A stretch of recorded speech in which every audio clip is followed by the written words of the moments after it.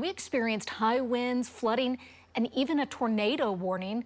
Woodward County, where the Mutual Fire Department was damaged, sharing these photos to Facebook, expressing gratitude that no one was in the building at the time of this storm.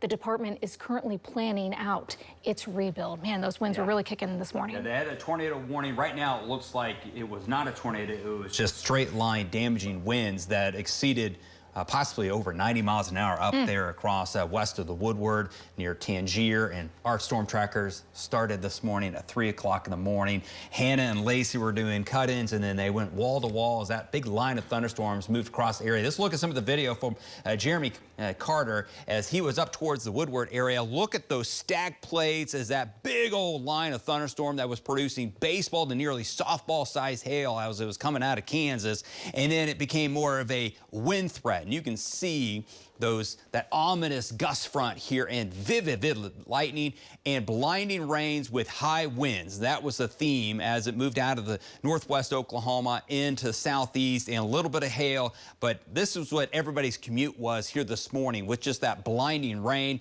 And unfortunately, Marty Logan was able to capture some of these damage reports with power lines snapped over. Again, the Mutual Fire Department, the roof being torn off by those 80 to 90-mile straight line winds that went through the area as well. And then Val and the rest of our trackers, Brandon, Hank was out.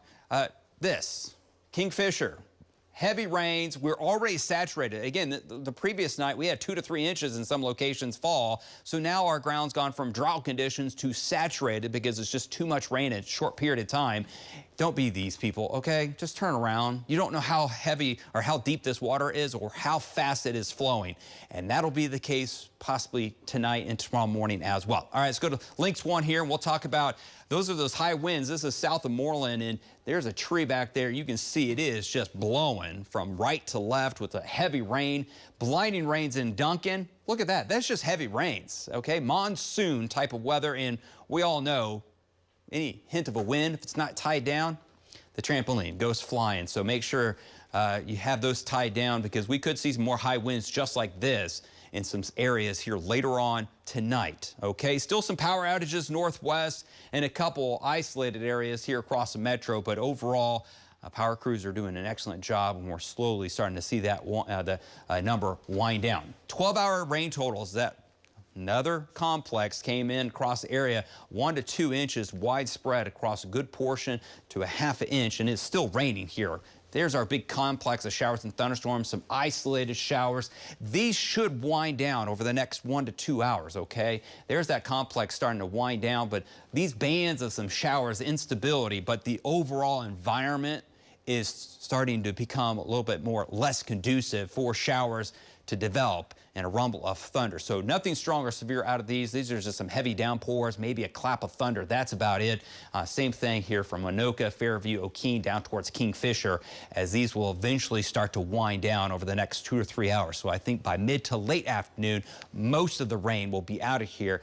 And this camera here will likely be a little sunny. Norman Regional, 70 degrees. It is pleasant out there for lunchtime, especially for July. Low 80s in the sunshine and less rain off towards the west. Rain cooled 70s elsewhere. And those southeast winds are starting to pick up out to the west. That's ahead of our next weather system that'll come in from the west later on this evening.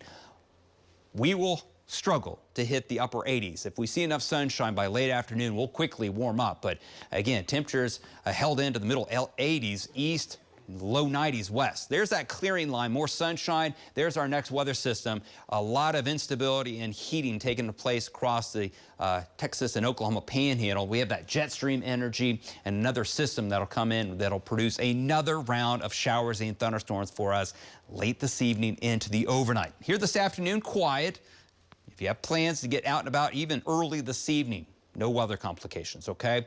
Isolated thunderstorm possible here out of Kansas into the Texas Panhandle. Arrives 7, 8, 9 o'clock this evening. Okay, these will have a little bit of hail and a damaging wind threat as they come in, and they will likely press off to the east, may make it into the metro here by midnight.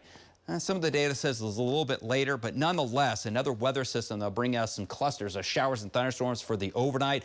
Eventually, the severe weather risk will decrease, but moderate to slight risk here in the yellow for a Hail threat early this evening, and then more of a damaging wind threat during the overnight as that wave of rain comes in from the west, slides in across the state from northwest to southeast, much like last night, a wind threat. 60, 70, 75-mile-per-hour wind threat with those, and maybe a little bit of hail early on. Temperatures here tonight fall into the 60s and 70s. Tomorrow morning rain, a little bit of afternoon sunshine, below average highs in the middle 80s. Another round of storms and heavy rains, maybe some flooding with the next 2 rounds because we're already saturated, as we could see another 2 to 3 inches as we stay into the low 80s as we head towards Sunday. So a nice cool weekend.